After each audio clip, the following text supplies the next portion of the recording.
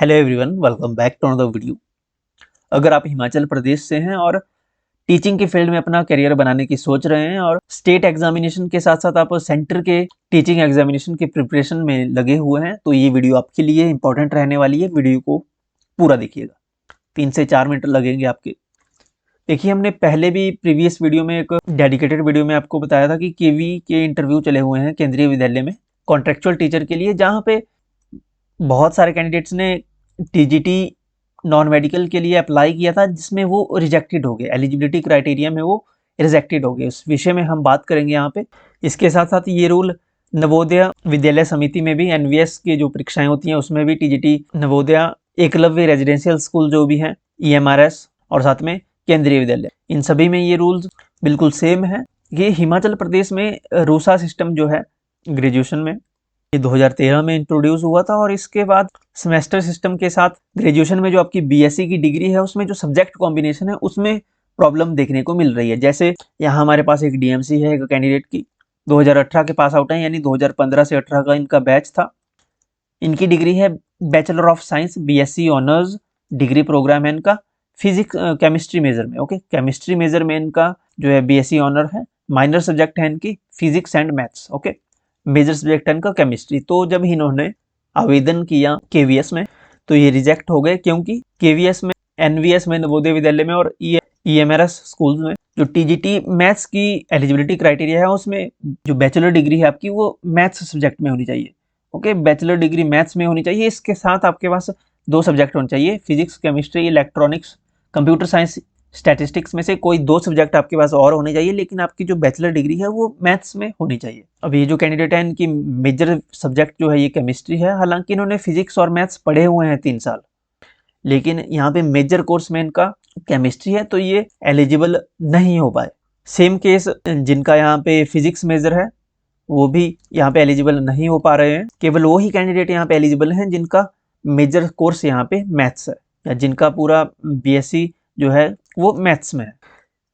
अब TGT maths के लिए केवल मैथ्स वाले कैंडिडेट एलिजिबल होंगे, लेकिन टीजीटी साइंस में बॉटनी, जूलॉजी और केमिस्ट्री, इन तीनों में से किसी में भी उनकी ग्रेजुएशन की डिग्री है, बीएससी है, चाहे बॉटनी है, जूलॉजी है या केमिस्ट्री है, कोई भी मेजर सब्जेक्ट है वो एलिजिबल माने जाएंगे। लेकिन ये तीनों सब्जेक्ट उनमें इन्होंने कॉम्बिनेशन में होने चाहिए। ओके, सिंपल है। लेकिन जिनका केमिस्ट्री मेजर है और माइनर में बॉटनी और जूलॉजी के जगह पे यहाँ पे फिजिक्स और मैथ्स है, वो तो ना टीजीटी मैथ्स में रहे ना टीजीटी साइंस में रहे। ओके, फिजिक्स वाले और केमिस्ट्री वाले ये तो कहीं के भी नहीं है, ना ये टीजीटी मैथ्स में आ रहे हैं ना टीजीटी साइंस में आ रहे हैं। ये तो है केंद्रीय विद्यालय की जो नोटिफिकेशन है। इसके अलावा हम नवोदय विद्यालय की अगर देखें तो नवोदय में भी टीजीटी मैथ्स की यहाँ पे जो एलिजिबिलिटी क्राइटेरिया है, candidate who have passed BSc degree with honours in maths subject. देखिए, BSc degree with honours in maths subject, अब इनकी ऑनर्स अगर केमिस्ट्री में है तो ये टीजीटी मैथ्स के लिए एलिजिबल नहीं है directly. Okay, candidates with BSc honours in physics और chemistry are not eligible for the post of TGT maths. देखिए, तो ये यहाँ भी एलिजिबल नहीं है, तो फिर ये एलिजिबल कहाँ है? टीजीटी साइंस में अगर देखें तो टीजीटी साइंस में इन्होंने क्या कहा है, बॉटनी, जूलॉजी और केमिस्ट्री, इनमें से कोई भी, तीनों में से कोई भी मेजर सब्जेक्ट हो, माइनर सब्जेक्ट हो, लेकिन ये 3 सब्जेक्ट होने चाहिए। Candidate should have studied botany, zoology, chemistry during all 3 years of study in graduation. Okay, इनके लिए ऐसा कोई क्राइटेरिया नहीं है कि मेजर में ये होना चाहिए, माइनर में ये होना चाहिए। देखिए, ये भेदभाव सिर्फ यहाँ पे फिजिक्स और केमिस्ट्री वालों के साथ है। तो नवोदय में भी ये बाहर हो गए हैं जिनका भी ग्रेजुएशन केमिस्ट्री में है और फिजिक्स में है।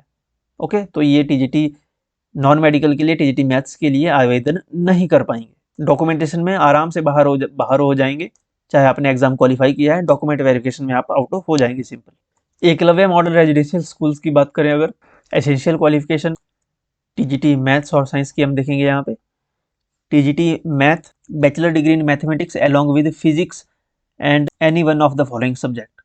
यहाँ भी पहले प्रेफरेंस दी है बैचलर डिग्री इन मैथमेटिक्स, और यहाँ पे लास्ट में ये भी बताया गया है कि candidates with BSc honours in physics and chemistry are not eligible for the post of TGT maths. यहाँ पे भी एकलव्य में भी बाहर हो गए हैं जिनकी ग्रेजुएशन केमिस्ट्री और फिजिक्स में है। टीजीटी साइंस में ऐसा कुछ नहीं है, बॉटनी, जूलॉजी, केमिस्ट्री में से तीनों सब्जेक्ट पढ़े होने चाहिए during all 3 year of study in graduation. Simple. क्योंकि हिमाचल में पहले ही कितने सालों से एग्जाम कंडक्ट नहीं हो रहे हैं, जब कैंडिडेट सेंटर के एग्जामिनेशन की प्रिपरेशन करेगा तो वहाँ पे ये प्रॉब्लम आ रही है। ये मेनली रूसा के सिस्टम में जो बैच 2013 का है, 2014 का है और 2015 का है, उनमें ये मेजर माइनर का क्राइटेरिया था मैक्सिमम। ओके, ये 2015 की डीएमसी है, 2014 में भी सेम सब्जेक्ट कॉम्बिनेशन है, 2013 में भी सेम सब्जेक्ट कॉम्बिनेशन है, 2016 में चेंजेस हुए हैं। ओके, 17, 18, 19 यहाँ पे कुछ चेंजेस हुए हैं। हिमाचल में बहुत सारे कैंडिडेट सेंटर की एग्जामिनेशन की प्रिपरेशन कर रहे हैं, लेकिन उनको इस बात का अंदाजा नहीं है कि वो एलिजिबल हैं या नहीं है। तो ये एक बार चेक कर लें कि आपका सब्जेक्ट कॉम्बिनेशन सही है या नहीं है। ओके, क्योंकि अगर आप एग्जाम क्वालिफाई करते हैं, बाद में डॉक्यूमेंट वेरिफिकेशन में बाहर होते हैं, उस समय आपको पता लगता है कि मेरा सब्जेक्ट कॉम्बिनेशन ही गलत था। इससे आप अभी चेक कर लें कि आपके साथ भी ये सब्जेक्ट कॉम्बिनेशन की प्रॉब्लम है। कमेंट सेक्शन में हमें जरूर बताइएगा। आप हमारे साथ जुड़ सकते हैं टेलीग्राम, व्हाट्सअप, इंस्टाग्राम पे। इनके लिंक वीडियो के डिस्क्रिप्शन और फर्स्ट कमेंट में आपको मिल जाएंगे। चैनल को सब्सक्राइब कर लीजिएगा। Thank you.